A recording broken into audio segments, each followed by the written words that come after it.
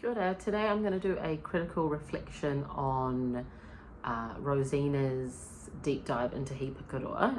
If I'm looking over here, it's because I took so many screenshots of different things she was talking about, and I have notes on my laptop that I created while I was watching it. But that for me was really interesting. I've obviously used He Pukeroa for 1 year and one term, I guess. And just the way that she explained it, and the things that the way that they were using He Pukeroa at Cluster 11, and the way that they were recording the information, for me, I found so interesting.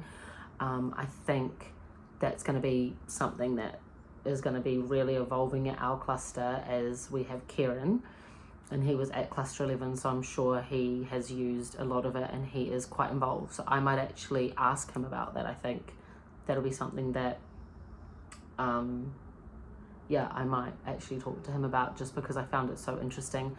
I feel like maybe I know there's not a wrong and a right way, but there's probably best practice. And I feel like maybe I haven't been recording things as well as I could have, or not as well is not the right word, maybe not as sincerely, saying that word wrong, but not as not as well, and not as easy to look at and go back to, like Rosina showed. I think one thing for me was the not being time bound, which I think is really interesting, because we sometimes do put pressure on that time restriction, and just the flexibility to weave in and out, which is one thing that I really love about He Pukeroa, is the flexibility. And the most interesting thing I saw and that I took a screenshot of was the koi gathering information to deepen understanding, the less intrusive versus the most inclusive. I actually have not seen this what do you call it,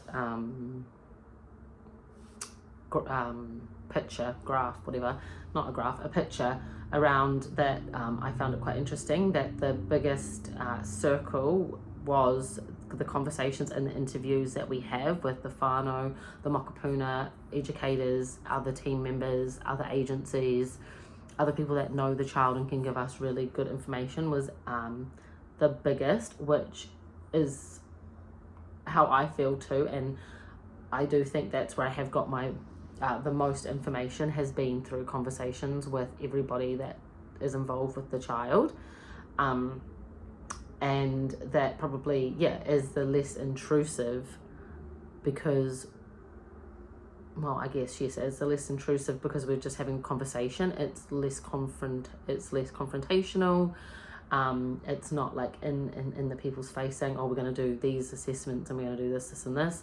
It's just sitting down and getting to know one another, whakawhanaunitanga, and just sitting down and really getting to know the child. I thought that was so interesting, because I really value that the most as well.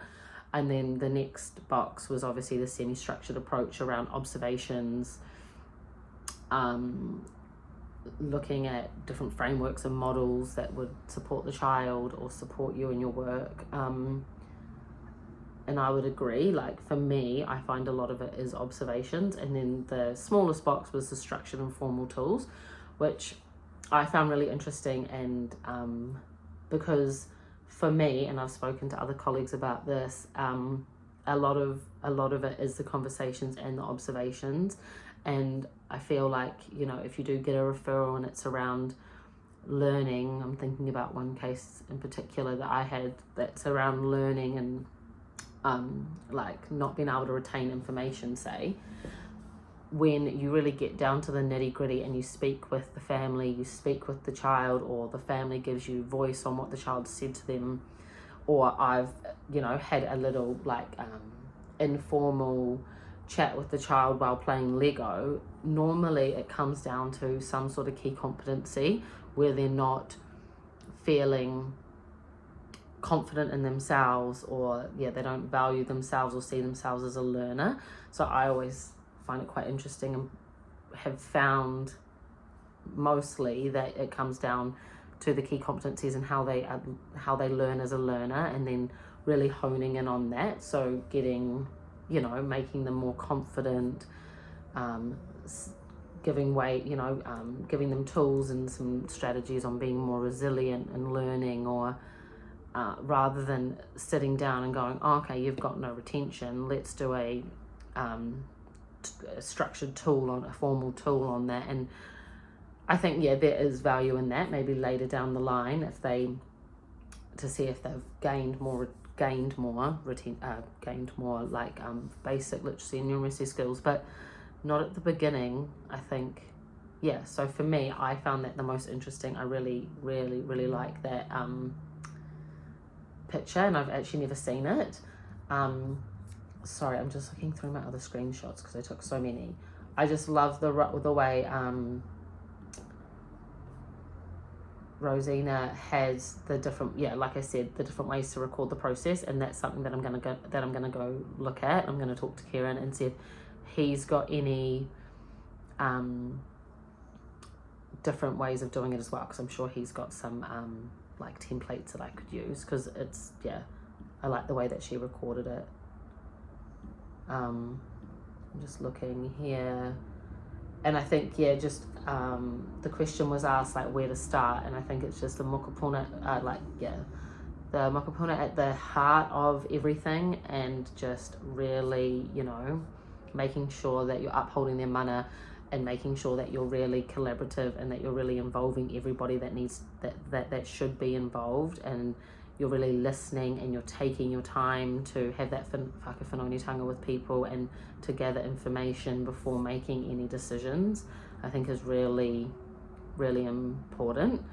So that's what I took away from it.